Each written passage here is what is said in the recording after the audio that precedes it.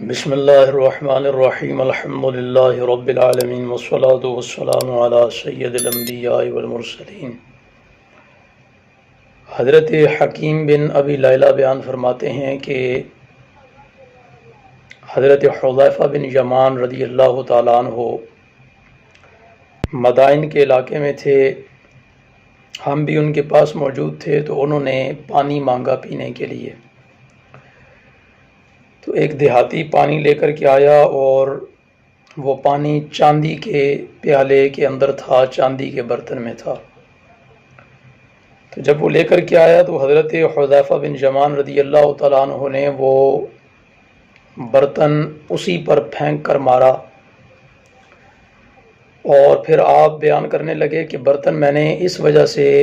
پھینکا ہے کیونکہ اس سے پہلے میں اس کو منع کر چکا تھا کہ مجھے چاندی کے برتن میں پینے کے لیے کچھ نہ دیا کرو،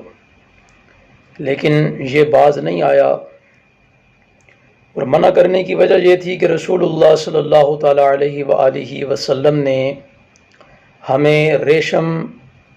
کے پہننے سے اور سونے اور چاندی کے برتن میں کھانے پینے سے منع کیا تھا۔ اور پھر ساتھ ہی ساتھ رسول اللہ صلی اللہ تعالیٰ علیہ وآلہ وسلم نے یہ بھی ارشاد فرمایا تھا کہ یہ چیزیں دنیا میں کفار کے لیے ہیں اور آخرت میں تمہارے لیے۔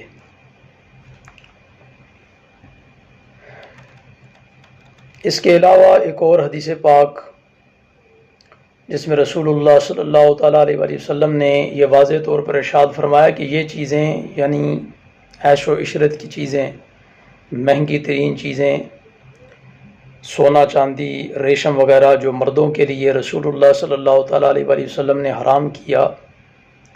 تو اللہ کے نبی علیہ الصلوۃ والسلام نے خود ہی ارشاد فرمایا کہ یہ چیزیں دنیا میں کفار کے لیے ہیں اور مومنین کے لیے آخرت میں۔ یعنی دنیا کے اندر جو ان چیزوں کو استعمال کرتا ہے پھر آخرت میں اس کا کوئی حصہ نہیں ہوگا۔ اور اس کی وضاحت ایک اور حدیث مبارکہ سے ملتی ہے کہ جو دنیا کے اندر ریشم استعمال کرے گا پھر آخرت میں اس کا کوئی حصہ نہیں ہوگا۔ پھر اسی طرح ایک اور حدیث پاک حضرت عبد الرحمن بن ابی بکر صدیق رضی اللہ تعالیٰ عنہ، حضرت ابو بکر صدیق رضی اللہ تعالیٰ عنہ کے بیٹے، آپ بیان فرماتے ہیں کہ رسول اللہ صلی اللہ تعالیٰ علیہ وآلہ وسلم کی زوجہ محترمہ ام سلمہ ام المومنین رضی اللہ تعالیٰ عنہا نے بیان کیا کہ نبی رحمت علیہ الصلوۃ والسلام نے ارشاد فرمایا کہ جو شخص چاندی کے برتن میں کوئی چیز پیتا ہے تو وہ شخص اپنے پیٹ میں دوزخ کی آگ بھڑکا رہا ہے۔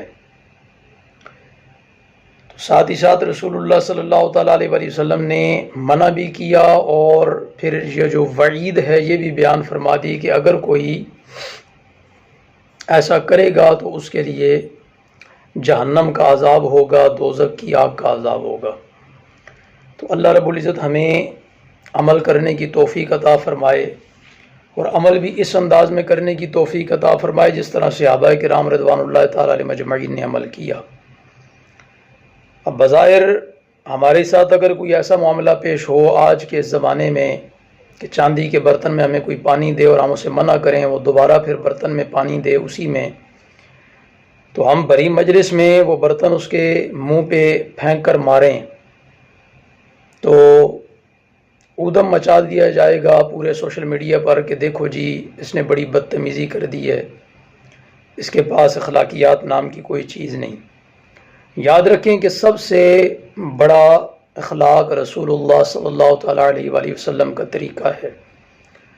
اخلاقیات اخلاق کی جمع ہے، اور اخلاق کہتے کس کو ہیں؟ اخلاق کہتے ہیں طریقے کو۔